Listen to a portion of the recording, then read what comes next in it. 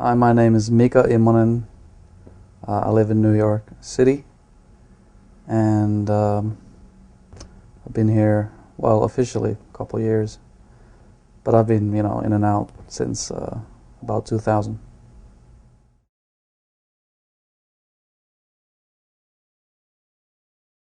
I was actually born in UK, London, and at the St. Mary's Hospital in Paddington with my twin brother, Kari.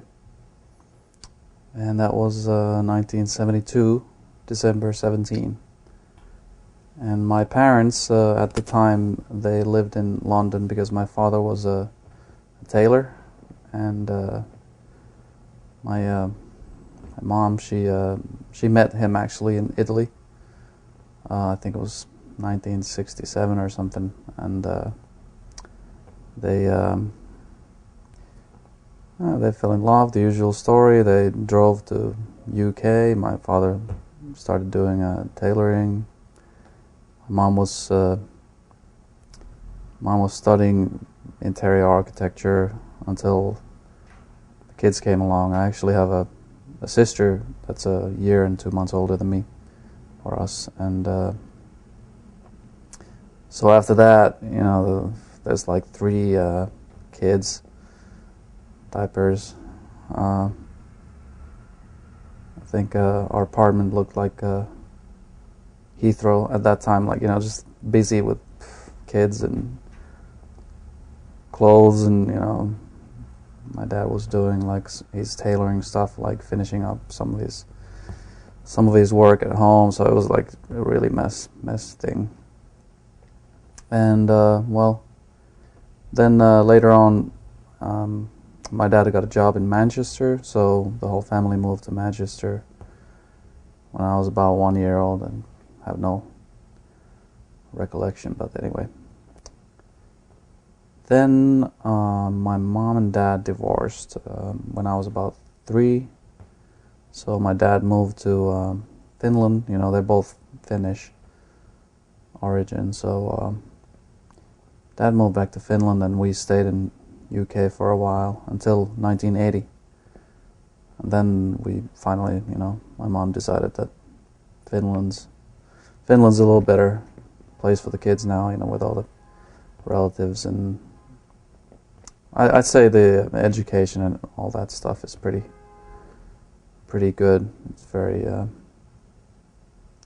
advanced in Finland. I think it's one of the best places for anybody to go to school. Everybody has a chance to.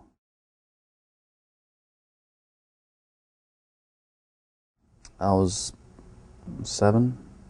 It was 1980, summer 1980. So went straight to first grade, and I had to learn Finnish actually, because I spoke English until that time. We did understand a little bit. My mom would always speak Finnish to us here and there, so we had somewhat understanding, but we still had to kind of go through the basics.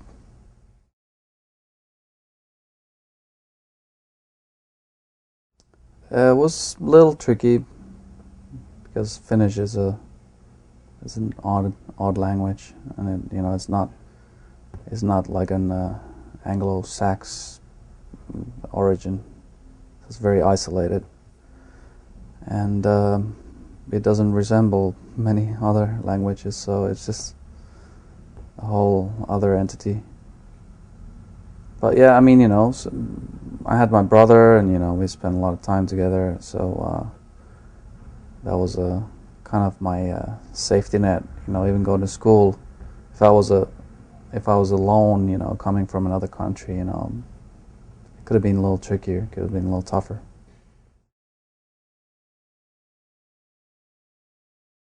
Yeah, English got how do you say, subsided for a long time, and we started kind of like relearning English when we're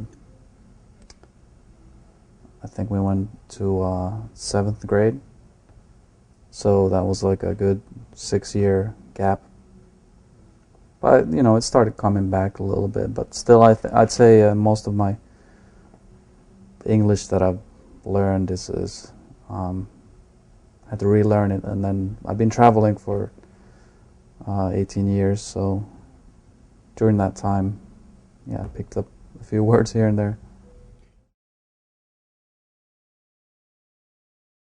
We did the the normal elementary and high school, and I even went to this not sure what you call it in English. It's like a additional school, 3 years that you have to do if you want to go to university or any other want to pursue a academic or any other career. You have to have this extra 3 years. So I just did it basically to hang out. Anyway, I knew I wasn't gonna, when I was in this, we call it, well, in Swedish it's called gymnasiet. So it sounds like a gym, but it's not. I'm sure there's an equivalent here in the States. I don't know what they call it, but I was going to this additional 3-year pre-university school, and it was just something to do for me. I knew I was already starting to play international tournaments and breaking into the scene, and I did well in Europe in some tournaments. I won the first Euro Tour event ever held in it was in Belgium, 1992, and that was like a year before graduation. So naturally I started getting a little bit more eager to travel and play tournaments, and I was like really just hungry for that kind of thing. So school suffered. I went there every now and then just to catch lunch with friends and then go to the pool room. I did show up and finish. I did finish school, but I got the official diploma for finishing school, but I didn't really I didn't get through the final test, so I didn't graduate, but I did finish it, where you get certified. Yeah, you've done it, but I failed in I actually, ironically, I failed in mathematics, but it was like this it was advanced mathematics, and all these what is it, trigonometry. Trigonometry. We call it trigonometry. Different. So it's just very advanced, and you really need to be there to learn it, and you need to practice that. So I had no chance. Now we had a pool room that opened up 1987, like in the fall, 1987, and we had a bunch of friends that in the winter time we used to play hockey, ice hockey, and then one time we just noticed, hey, there's this place, it's got a bunch of billiard tables, it's got some video games, pinball machines, so we were like, oh, this is cool. It's a good alternative for freezing your butt on the ice hockey court. So we started going there, and then, I actually, well, the same group that used to hang out at the hockey court, we had like a basketball team. We played basketball, until I discovered the pool room, or billiard room. So then I quit everything else basically and started playing.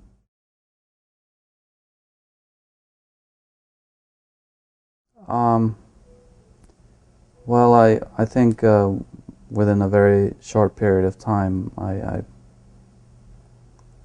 discovered that I have talent, and I was like doing all these shots with very high accuracy, and I thought it was kind of. I mean, I did some shots that I thought, wow. I mean, how did I do that? And then I tried again, and I was like, okay, still did it. So I was just able to really adapt very easily to the different games and different conditions, and I mean, I was in the beginning. I was playing all these. I was playing Russian billiards. It's a kind of a relative for Russian billiards, but it's called Kaiser, and it has an international name called Carolina. So it has 5 balls, 2 players. So each player has their own cue ball, and then there's 3 other object balls, 2 reds and 1 yellow. The yellow goes in the middle, and the 2 reds go on each foot spot. So and then you get points for pocketing, and you get points for pocketing and caroming into a ball. At the same time, you get extra points, and if you bank the yellow in the side, you get double points. So it was a fun game to pick up in the beginning. It was so hard, but you had to try hard to really really had to focus when you're making a ball. It's only maybe like 2 millimeters between the ball and the pocket, like margin of error. So I think that was a great game to learn and pick up the accuracy and the feel and the technique.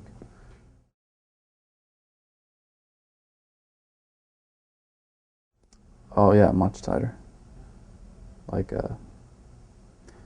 can't compare. It's like I mean, sometimes you just have to ram the ball in. Like it hits the corners, but you hit it so hard that it just the corner of the cushion just gives in. So but it doesn't always work that way. If the cue ball's, let's say, in the middle diamond by the rail, you can't shoot it in the corner. It doesn't go in. It doesn't go in from that angle. You had to, like, if it was maybe on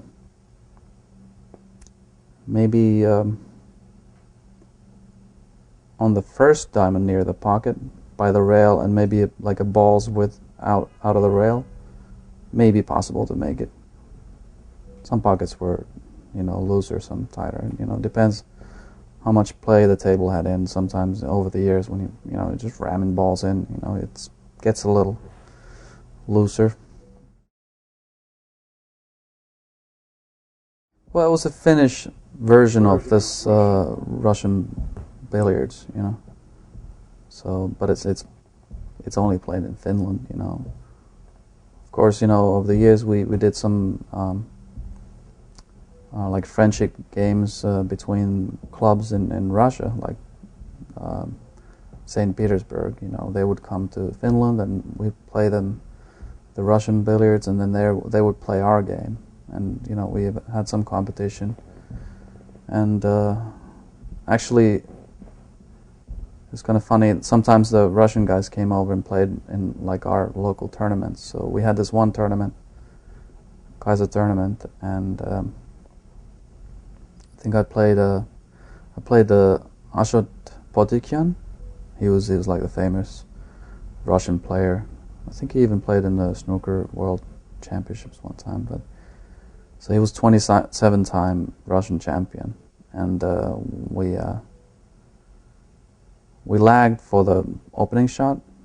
He won the opening shot. He missed his ball. He missed, normally start with the yellow because you have the option. Yellow scores higher. So he missed it. And then it was my turn, and then I ran out. I ran out the whole thing.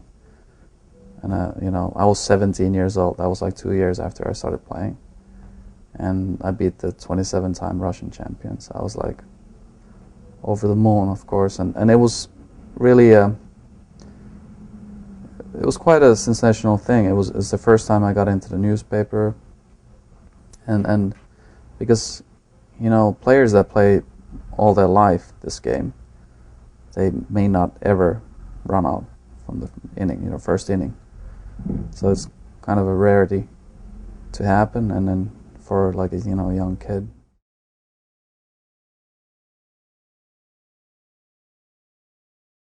Maybe twice, even since then. Like when it was really crazy that I did it when I was 17, and.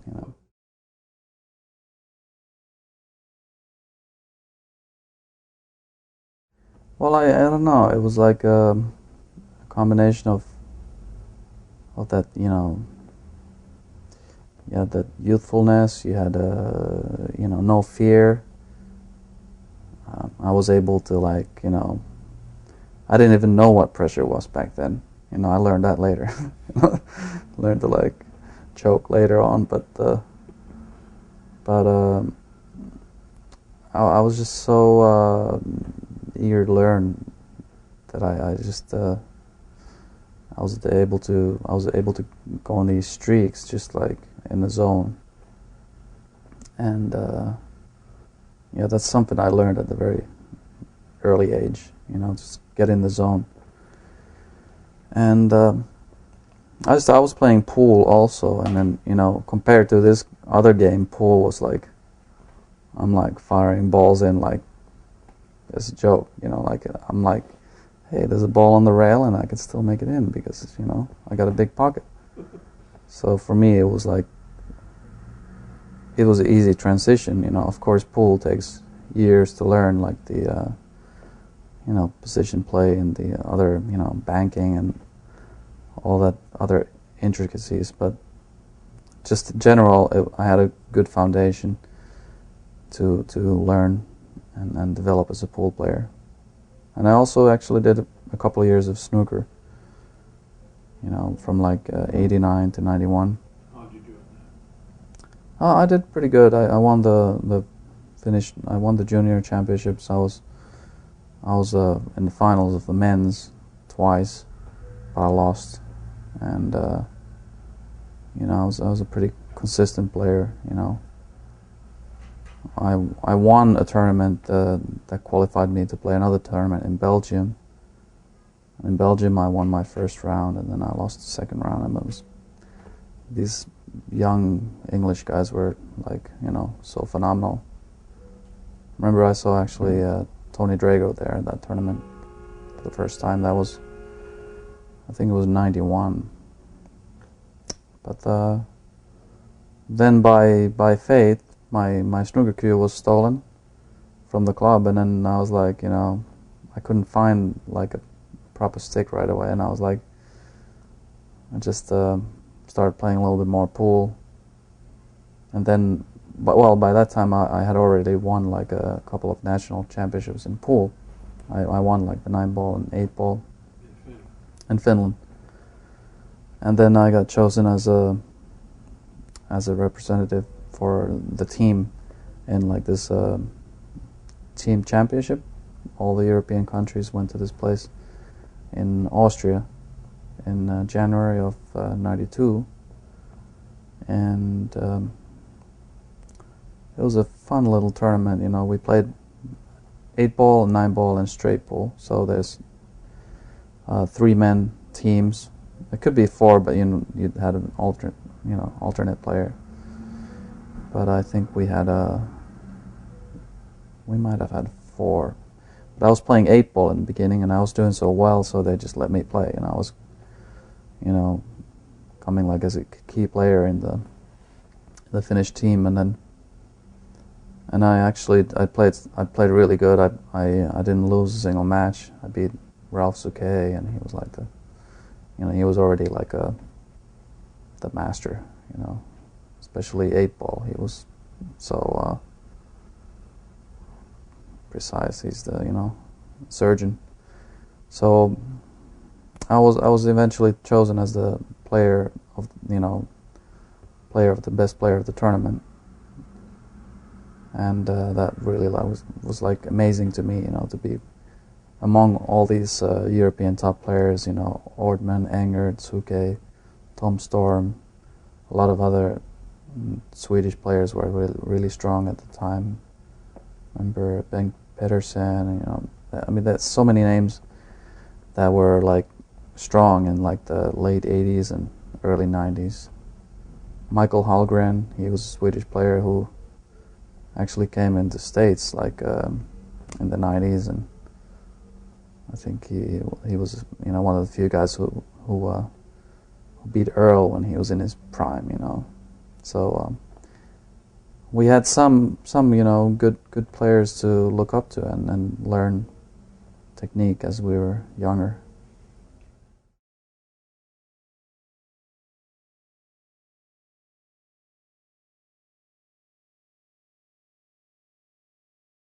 Yeah, well, my family before me and my brother started, nobody played pool. So just lucky for us that they opened up the pool room just a couple blocks from our house. And my brother and me and all the rest of the friends, we started playing. And my brother, he's really good too. I mean, he's a century runner in straight pool and snooker.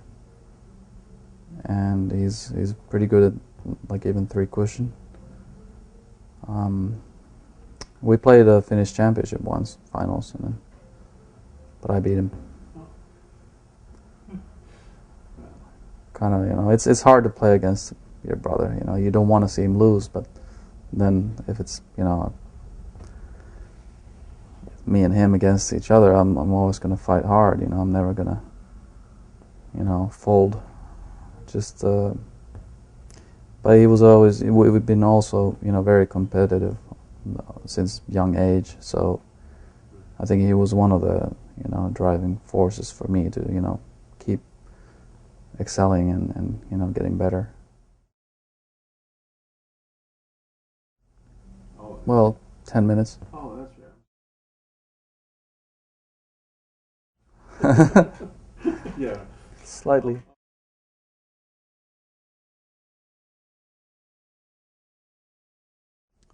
I'm sure at some point he was like playing serious, and he was really good. I mean, he was consistently in top 5 in Finland, top 10, but I'm not sure, there was something missing. I mean, he didn't have the same kind of drive and determination. But I'd say he's just as talented, and who knows, maybe even more talented. Well, we might never find out, but like back in a few years ago when IPT was coming out, he actually got motivated, and I encouraged him to try some qualifiers, and I was doing pretty good, so I kind of sponsored him to go on the qualifiers. And actually he went to one in Akron, Ohio, he went to one in Rome, and 2 times in Norway. So I was like, man, are we gonna do it now? And then he finally he won the spot in Norway, so he was qualified for the major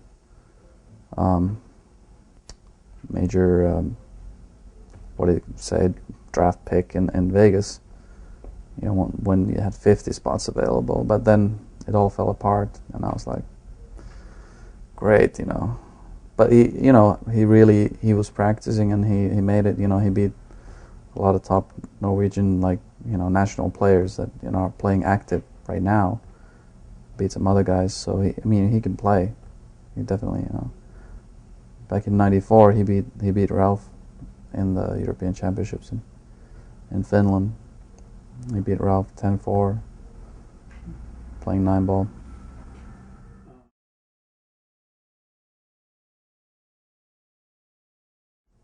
Yeah, there's a couple of them, and I think in '97 '97 I had a really bad year. I was like kind of depressed, and I think it carried on even to '98.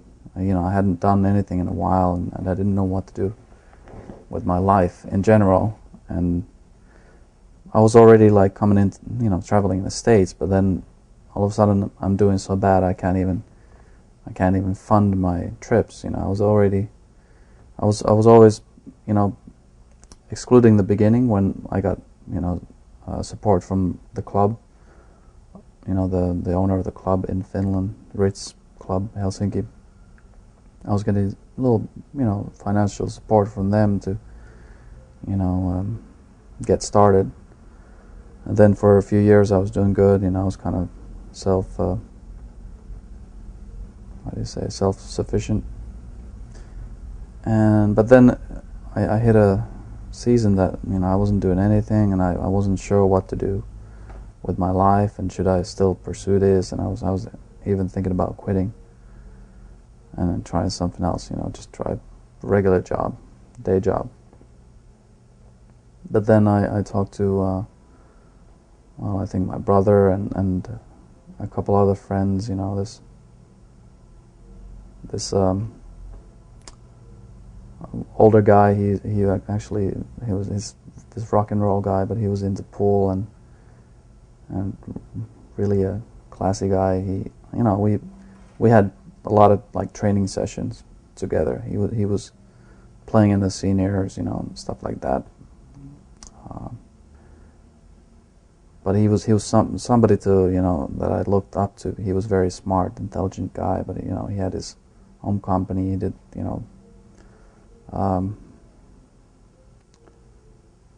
did all kinds of things, and including playing in a band. He was one of the top guys in the band called Hurricanes in Finland. It's a pretty legendary band. So his name is Ile, and he actually told me that you have to keep going. You have too much talent to just waste it away like that. Just throw it away. I was like, with all these encouragement of friends and family, I was like, okay, let's try. I gotta try. That's when, it was actually, I think, spring '98, I decided to, I had to do something drastic just to get out of the slump, just to do,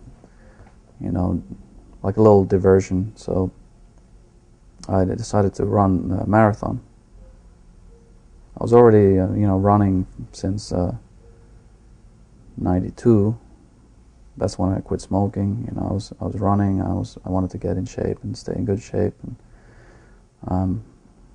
I realized very early that, staying in peak physical shape is gonna help me, win tournaments, and it's gonna help me be strong mentally. And so it was a dream of mine to run a marathon from, like when I was younger. Although I didn't know what I was getting into when, then you start the grind and you're running all these like hundreds of miles. Like I put in like 50, 60 miles a week on the road, and it's like just such an amazing experience, with all this, sweat and tears, and like I remember I was one time I was with a friend of mine. She had a little barn in the Catskill Mountains here in New York, upstate. So I went there. She had a pool table, practicing. I was, so then I decided to go for a run. Just to go in the neighborhood, check out the area, and then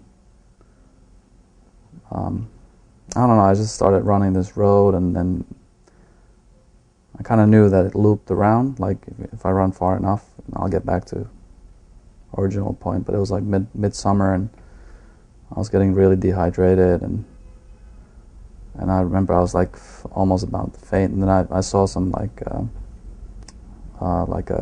another cottage, and I had to like just go knock on the door. Hey, can I get some water? Like just some total stranger. It's like I was like sweating and just like. But it was one of those experiences, you know. Get through it, and you know, just it's fun to sometimes just go in the wild and just run.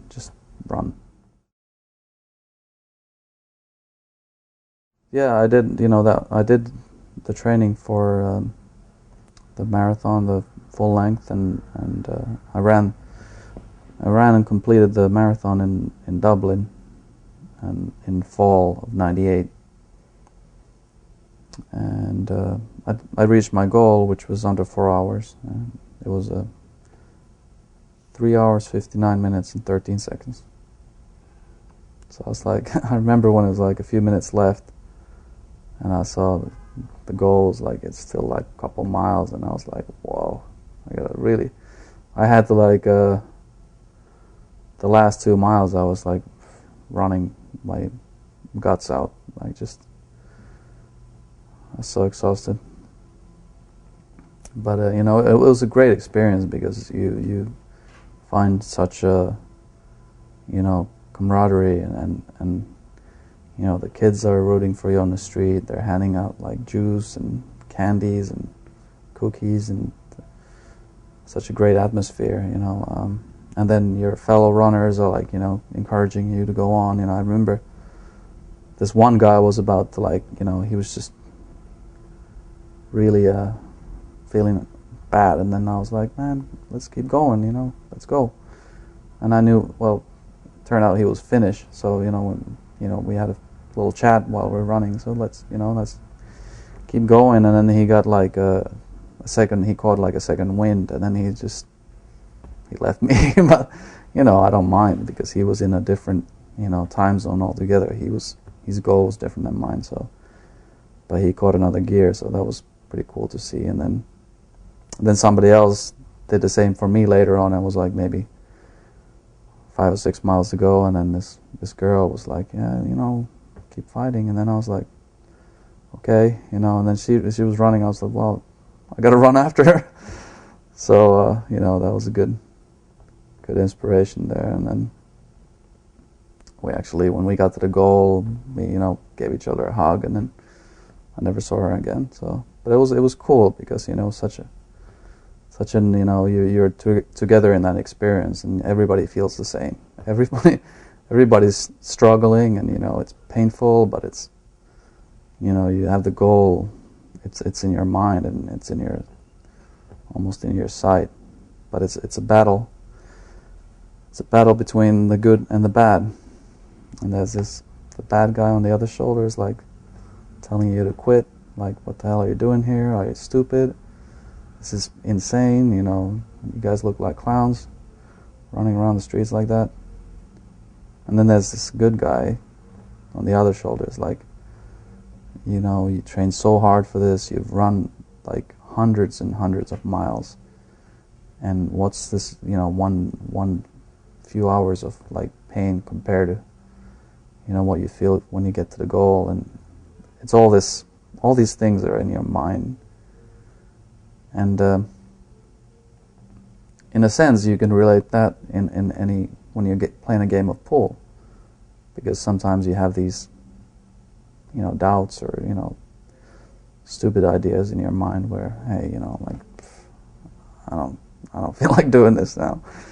But then you're like, come on, man, you gotta keep fighting. So just completing the marathon, and you know, I did my training myself. I was like, you know, self-coached and everything. You know, it was a very, very exhilarating experience. You know, I got a lot of confidence from that, and I think that's when my career started to go back up. You know, I got back on my feet, and I got my confidence back, and I was actually finished third that year in the U.S. Open, and that was during my peak training. So I was running like 6-8 miles every day, on top of playing the tournament.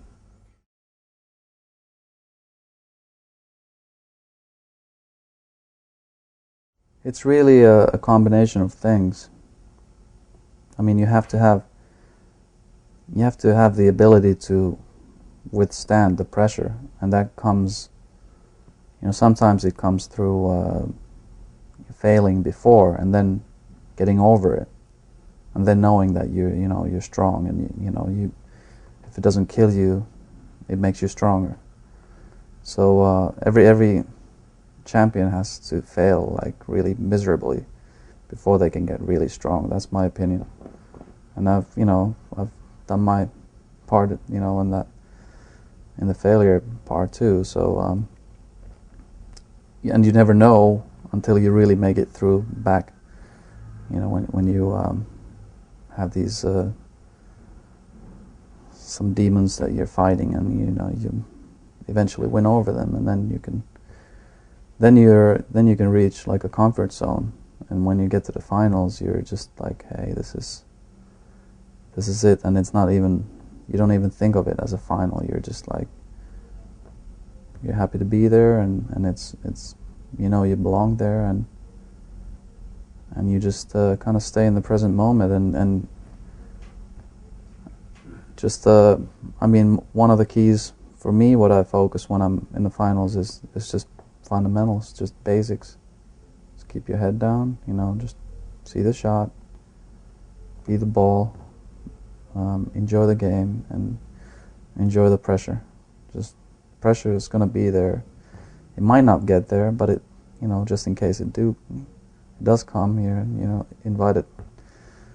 You have to invite the pressure with open arms.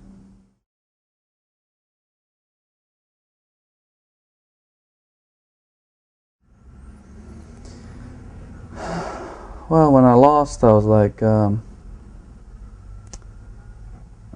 felt like I was playing good, but I had some things that was bothering me. I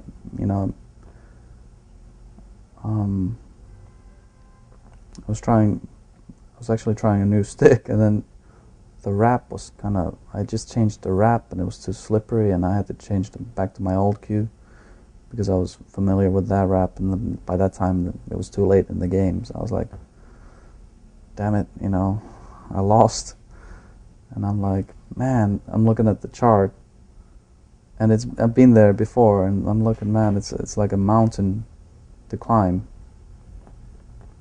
But I was like, well, just gotta start the grind, and whatever, I'm in good shape. I was thinking to myself, well, I am in good shape, one of the best shapes of my life, like. If anybody can do it, I can do it. And then, I wasn't like realistically thinking about getting into the finals. I was just trying to play one match at a time and just see where it goes.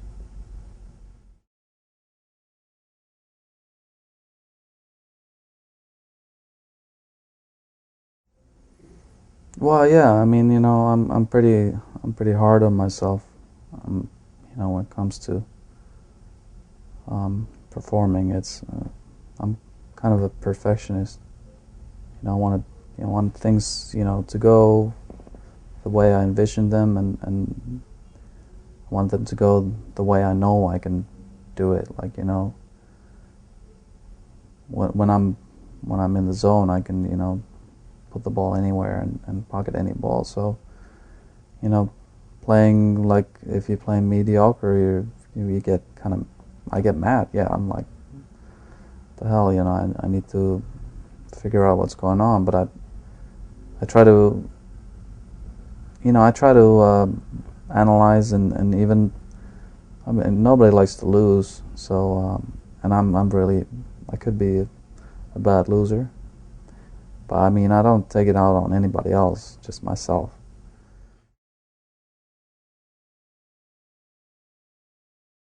Well, I have to let the steam out. I'm feeling like anxious inside. So whether it's going back to the hotel room and punching pillows, or just going outside and you know, if nobody's in the parking lot, maybe you can like scream, like.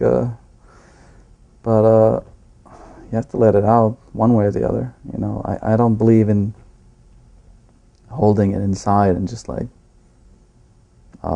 nurturing that kind of a feeling. You know, I like to just, you know, let it out one way or the other. I'm not gonna like, you know, hurt anybody else, or I'm not gonna break a stick, or, you know, stuff like that. But I just have to go through it, and then lately I've been able to zero it. It's important, you know, even during a match when you play a bad shot, you just like have to, you know, think about, okay, you know, what did I do there, and then go back, like, you know, did you have like second thoughts about your position, or what was there something wrong with your footing, or you just have to kind of really be in tune with your whole performance. And when you're more in tune, you're able to like weed out the bad stuff, whether it's thinking or technique or, you know, any fundamental.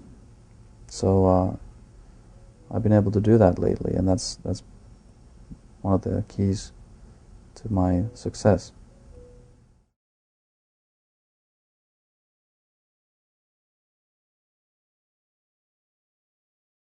You know, I'm still waiting for some money to come, but yeah, it doesn't, you know, I'm not feeling it on the bank account yet.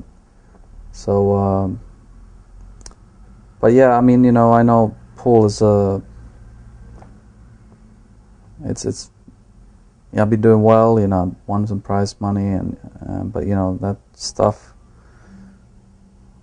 it could be like a couple of years and there's nothing left. But so I'm trying to diversify, you know, trying to find some good ways to invest money and partner up with the right people, and one of the projects is, well, I don't know, can I advertise Mez Qs? So me and Caroline Powell, we started business together, and it's, you know, we're creating more brand awareness for Mez Qs in America, and we're distributing Qs and working with our, you know, the main mother company, Mez. It's made in Japan. You know, it's a company that's been out there. This year is actually the 50-year anniversary, so it's in the, you know, third generation of you know, father to son, like handcrafted cues. So it's really, I mean, it's a strong. They have a strong tradition and strong integrity and strong quality control and everything that.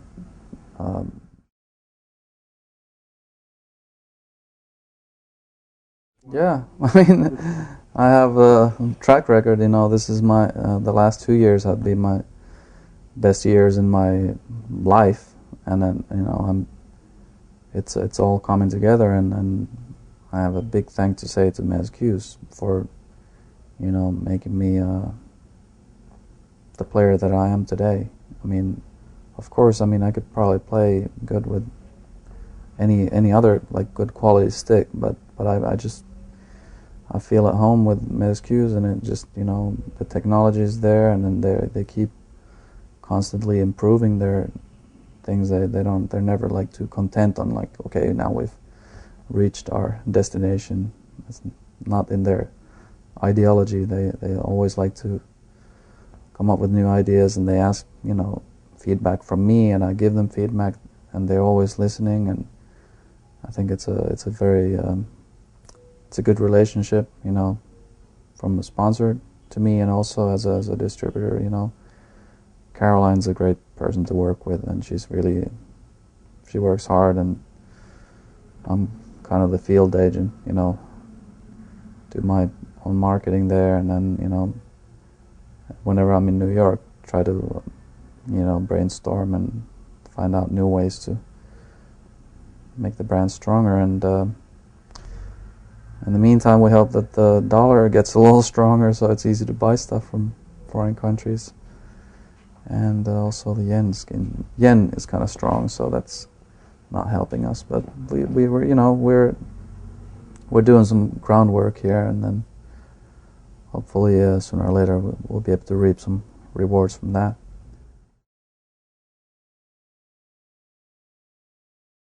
I'm actually looking forward to stay here in New York like another month and just recharge. I mean, the last year was so much travel and so many big tournaments, and in the end I was kind of burnt out, and so I'm looking forward to just get back in shape and then practice. And I started actually pretty good. I won the Mez Pro-Am last night in Atlantic City.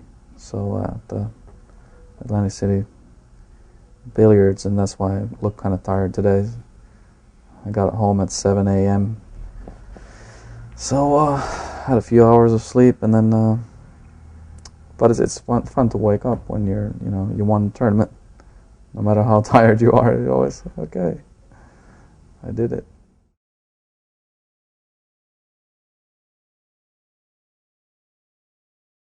Well, when I check into a hotel, the first thing I find out, if they have a gym or not.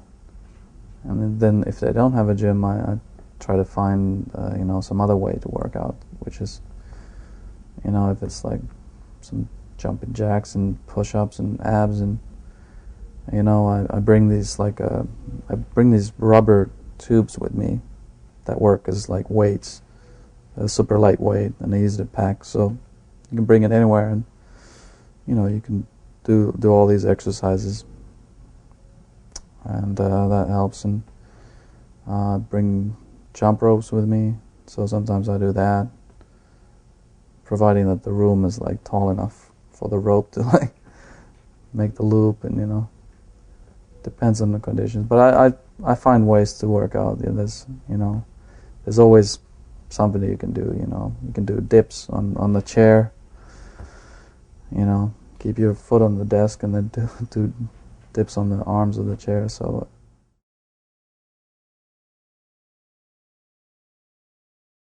yeah, I started going to the Philippines in I started going there. 2002 was the first time I went there, and yeah, it was a great experience. People are so crazy about pool. And when I won the 2001 World 9-Ball Championship, I became instantly a household name in the Philippines. So when I went there in 2002, everybody knew me. I was like, what is this? Like, I'm famous. I got to experience like some kind of celebrity status, and it was kind of weird and new, but fun, for a change. And I was able to actually make some endorsements there and do stuff. And I even ventured out. I had a little bar, like a lounge, going on there for a while. But then, I don't know. I was naive, and my partners were kind of bad, so they stiffed me for a bunch of money. And then it was a fun party.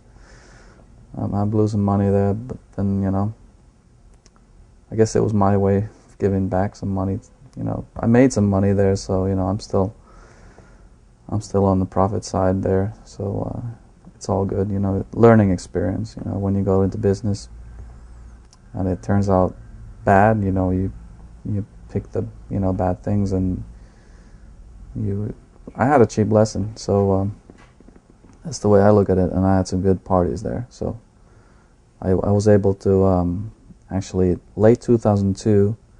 I played this LG Flat Run Challenge. It was like LG was promoting their, these big screen TVs, flat screen.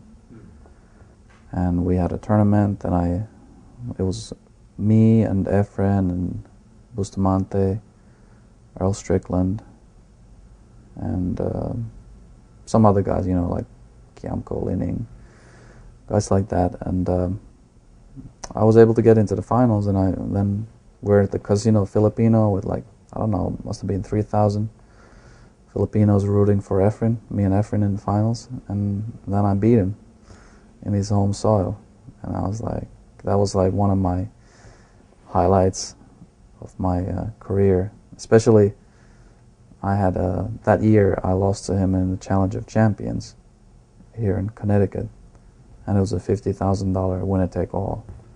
I was miserable. I couldn't sleep for like 2 weeks because I had a chance on the hill, but I got hooked in kind of a freaky way. So it was a nice little payback, like just to not really set the record straight, but it felt sweet to win over Efren in front of his people. So I was kind of like the Filipinos are very nice people. They're just like really supportive, and I already had a lot of fans there, and some of them were rooting for me, even though I played Efren. And then when you beat Efren, they kind of like, he's like the god there. So they kind of like look at you like, okay, I guess you're all right then, And then I was on a crazy streak actually. I started going there, and pool was like still very hot in the Philippines. It was they had a lot of tournaments, so I even went there next year, and I beat. I played this other tournament called the On-Q Challenge. It was at the biggest TV network there, ABS-CBN. They had like a nice little studio there where played the tournament, and it was 4 Europeans: me, Niels, Ralph, and somebody else. Might have been Marcus. And then the top Filipinos, Bustamante, Efren, Kiamko, Lining, like that. And then me and Ralph came on top in the round robin after the points. So me and Ralph played the finals, and I beat Ralph 13-12 in a nail biter. And then later 2003 we had the Philippine Open, and that was like one of my best tournaments ever because I beat Yang. I think it was the first round, final 64, and then later I beat a few players in between, but then I beat Bustamante in the semifinals and Efren in the finals. Again, it was like just ridiculous. I mean, and that was 13-12 also.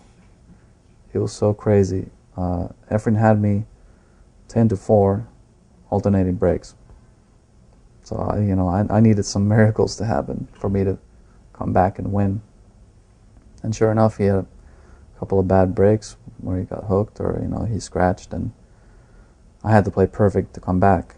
And then it went all the way to the wire, and then I beat him. So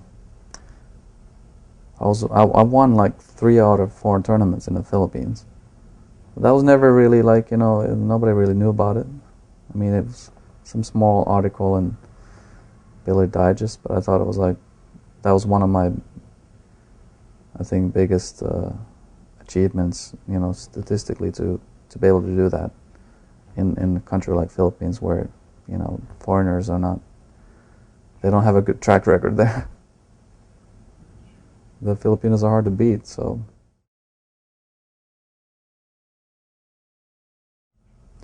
Japan, they've always had like a lot of talent, but I don't know why they haven't like really. I mean, okay, there's Okamura, he's been like he was like the old master, but he was more of a methodical, like this kind of slow pace player that just. But he's always been like the master. So now there's a new generation of players coming along. Kawabata is there.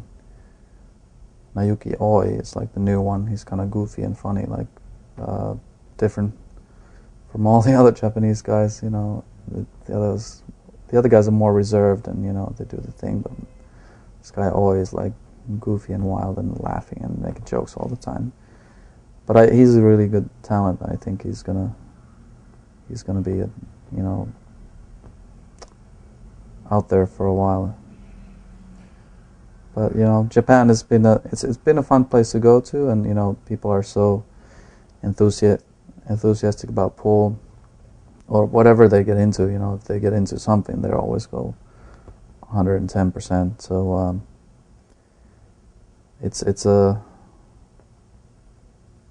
I've always enjoyed going there. I enjoyed playing tournaments there, and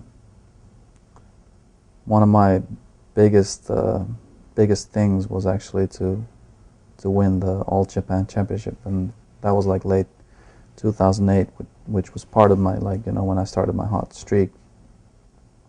But I had played like 4 finals within 10 years and lost to like 4 different guys. Bustamante, Corey Deuel, Ralph Suke, and Takeshi Okamura. So then 2008, I'm playing good, I'm getting closer to the finals, and people are, I could tell that people are like starting to talk, like, hey, is he going to make it to the finals again and lose? Who knows? But at that point, I was just like, kind of like laughing it off, and hey, if I'm always guaranteed second place, that's not too bad either. It's like 10,000. But yeah, I was on a hot streak, and then I played Alcano again in All Japan, and he was my opponent in 2008 U.S. Open finals. So, but I was playing really good. It was 3-1. I got up to the table and I ran 7 racks, and it was 10-1, raised to 11, and he got like maybe another rack in and missed, and I ran out. It was like just pretty. It was pretty awesome. I was just able to like break really solid and just run racks like it was nothing.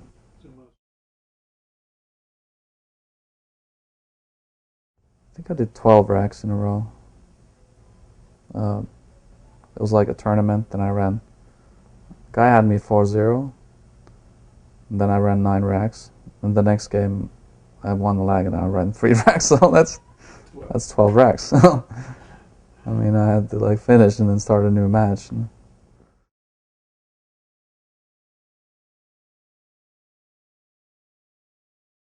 Yeah, it's hard to say what's talent and how much of it is learned. I think it's talent of learning. You immerse yourself into this thing that you're very excited about, and you're hungry, and you have the desire, and if you like winning. It's a combination of things that just keeps your drive and your focus, and you keep working at certain elements of the game. And then I don't think, maybe it takes a little bit of talent, when you're doing all these sports like that involve a round object, a ball, whether it's basketball or golf or football. Like, soccer. It's a round ball. So you learn the physics of the ball, and then you can turn that, into another game, and then it still has the same laws, the physics. So, and then you bring your visual thing, the visual mathematics, and your imagination in there. And it just takes a lot of hard work. It takes the drive, takes the hunger. You got to be maybe a little bit of a bad loser too. I hate to lose. I mean, I'm not gonna lie. So just avoiding losing means winning. So.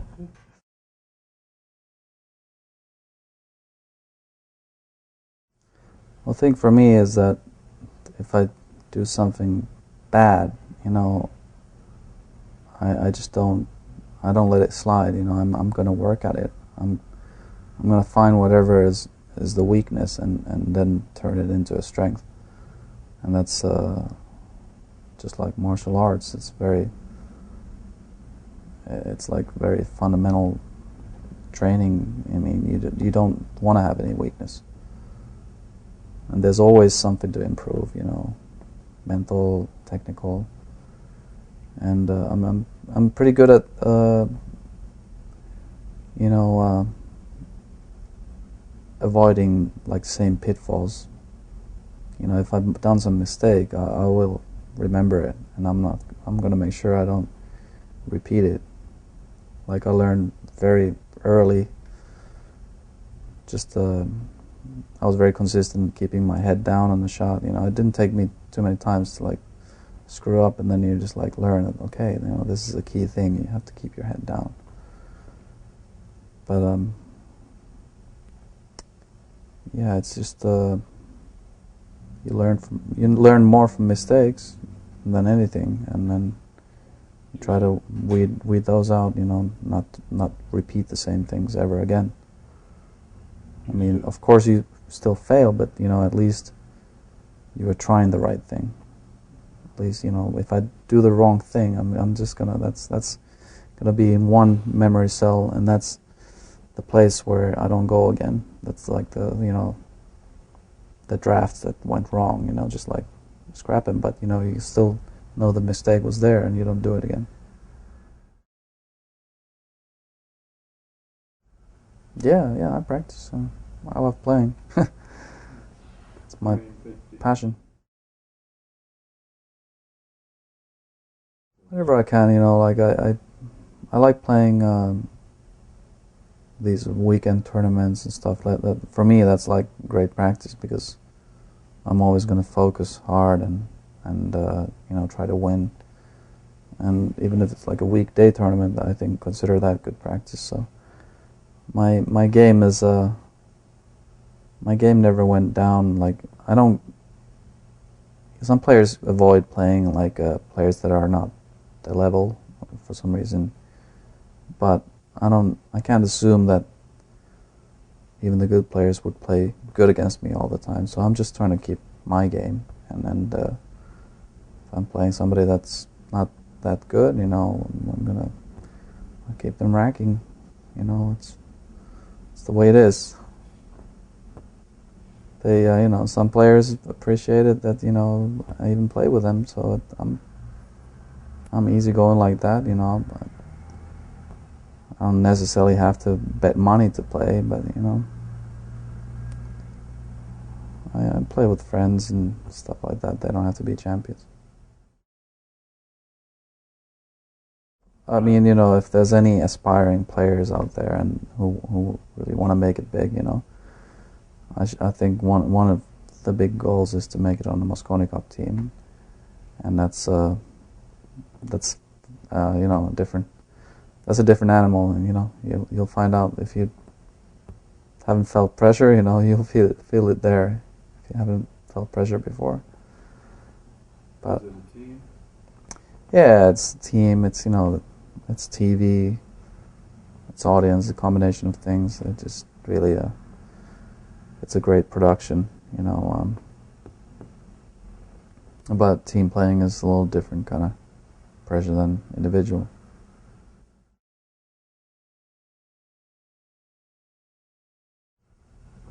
Thanks to all the fans for supporting me over the years, and you know, I hope you can read my blog every now and then. It's icemanmika.blogspot.com, and I'm on Facebook.